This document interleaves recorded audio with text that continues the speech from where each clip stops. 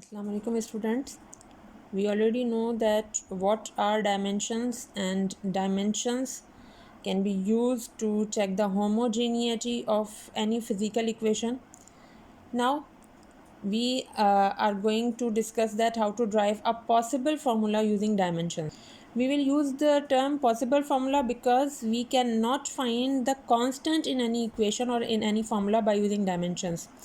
Now to understand that how to derive a possible formula using dimensions, we are going to solve exercise numerical 1.4.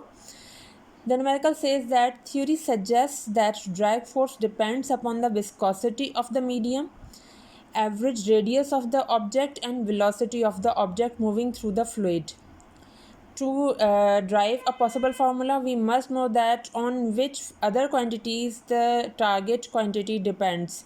Whether it is directly proportional or inversely proportional, we just find some of the physical quantities on which the target quantity depends. So we are going to derive the formula of drag force, and the theory suggests that the drag force depends on the viscosity of medium. Viscosity means thickness of the medium.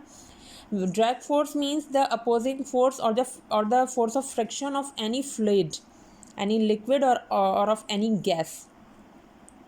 So it depends on the viscosity, the thickness of liquid or gas, and it depends on average radius of the object, means size of the object, and velocity of the object moving through the fluid, with which speed or the velocity the object is moving through the fluid. These are the three quantities on which the drag force or the force of friction of any fluid depends. Now we have to derive a formula for the dragging force of fluid by using dimensional analysis. In your book, the hint is given that the dimensions of viscosity are m, l minus 1, t minus 1. We are going to use these dimensions in our process, in our solution. To start the solution, first of all, we will write the quantities and the relationship of our target quantity force with the given quantities viscosity, velocity of the object, and radius of the object. We just use the sign of proportionality. It can be directly proportional or it can also be inversely proportional. So our first equation will be F is directly the first relation is F is proportional to viscosity, radius of object, and velocity of object.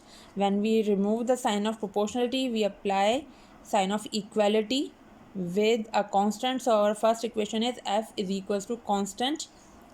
This sign with this symbol which we use for viscosity, it is eta. So F is equals to constant eta R V.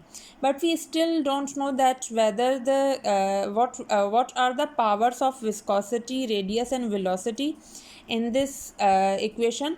So we'll give some powers to these three quantities in variables.